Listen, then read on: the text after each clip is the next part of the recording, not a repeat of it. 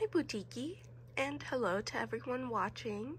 I just wanted to give a little message before we begin. I have been sick over the weekend, unfortunately, so if my voice sounds a little bit funny, that would be why. Alrighty, let's go ahead and get started with this week's book. This week's book is called Doña Esmeralda, Who Ate Everything, by Melissa de la Cruz, illustrated by Primo Gallanosa. Once upon a time, in the middle of a group of 7,000 happy islands named after King Philip of Spain, there lived a lady named Doña Esmeralda. She had a big bouffant hairdo and was much smaller than you. She was about the size of a toddler, but she was very, very old. Do you know the word ancient? It means older than old, and that's how old Doña Esmeralda was. Doña Esmeralda had a voracious appetite.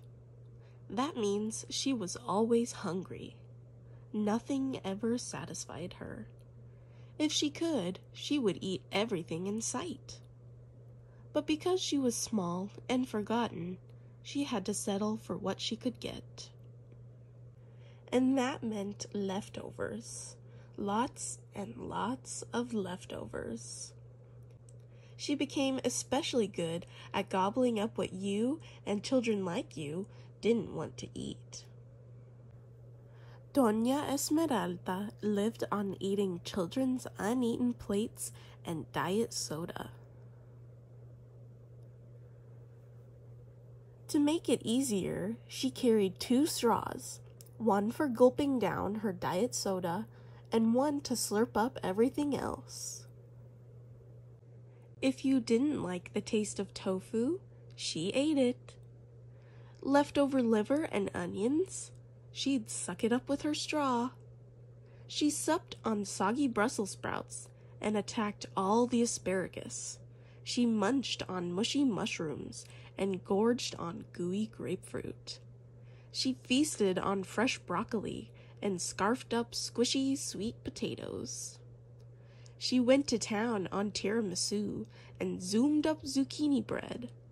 What's tiramisu? Ask your parents. They love it. Also, you should really eat your zucchini bread. It's yummy. And she gobbled on the ginneling. Ugh, the ginneling. No one likes the ginneling. Where did she put it all? She remained smaller than small. Some said it all went to her hair. She did have very, very big hair. Naughty children began to notice. Naughty children learned that all they had to say was, "I don't want to eat this," and Doña Esmeralda would hear them. She had ears that were very attuned to what children were doing, which means she was very, very, very good at hearing. She would hear them push away from the table. She would hear the clang of the fork against the plate, the rustle of a napkin, the sniff of disdain, the complaint, the lament, the cry. She would wait until the coast was clear and pounce. Slurp!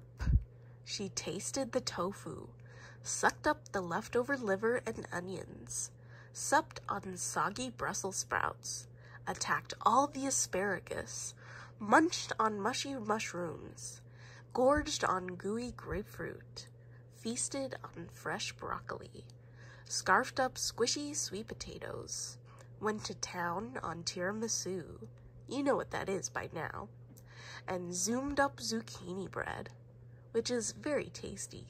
You should not have left it on your plate. She even gobbled on the ginneling.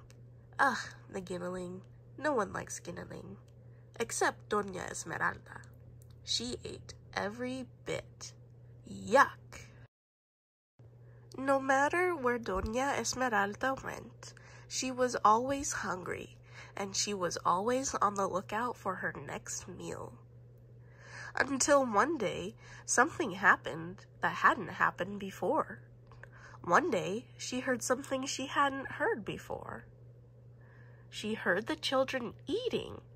Not only eating, but feasting. Gobbling, chewing, slurping, munching, wolfing, gulping, tasting, licking, sipping, attacking, gorging, scarfing, and laughing. It was a party with plenty of food that smelled and looked delicious. When it was over, there was nothing left on their plates. Not a crumb, not a speck, nothing. Nothing for Doña Esmeralda, who was very, very hungry. Doña Esmeralda was mad and hungry. She was hangry. And she was tired of eating what the children didn't want to eat. She was sick of leftovers. She wanted to eat what the children wanted to eat. The next day, she followed the children to a picnic by the zoo. This time, she crept out of the shadows, and when the children weren't looking, she ate what they ate. She slurped it up with her straw. Chicken nuggets, hamburgers, pizza,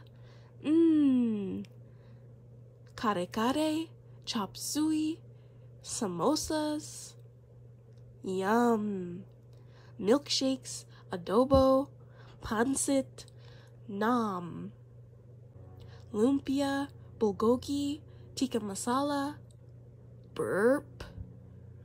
The food tasted delicious, and she ate more than she ever ate before. But Doña Esmeralda wasn't satisfied. Satisfied means happy, which she wasn't. She looked around. What else could she eat? She took out her straw and just started to slurp. She slurped the plates, the table, the chairs. Yummy!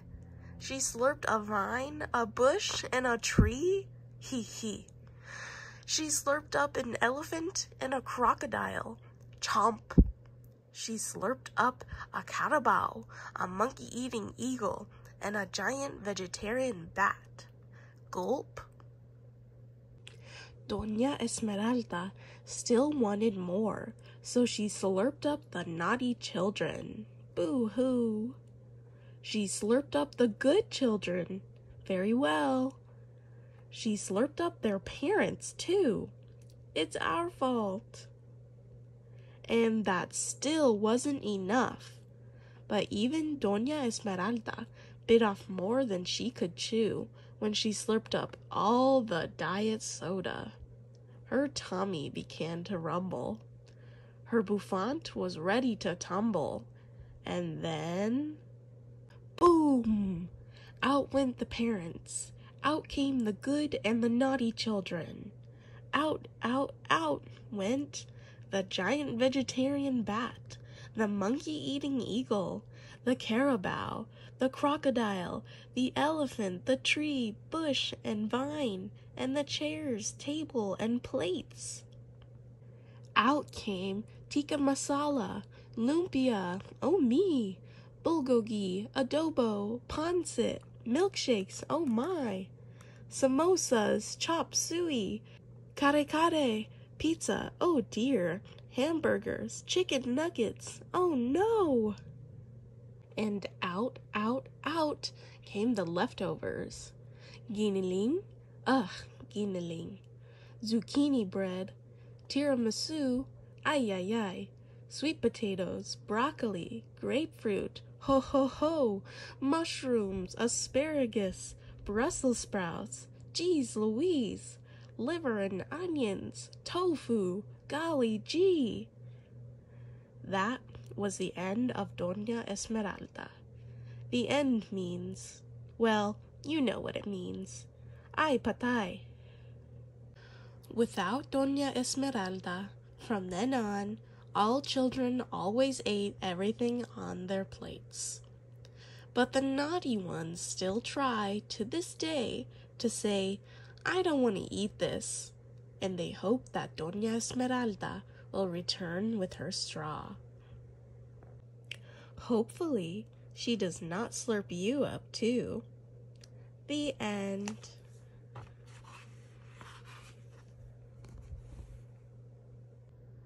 So, Butiki, how'd you like this week's book? Oh, you liked it. I'm so glad. If anything, now I feel hungry. Well, maybe on second thought, not that hungry. Alright, as always, thank you for watching and see you all next week.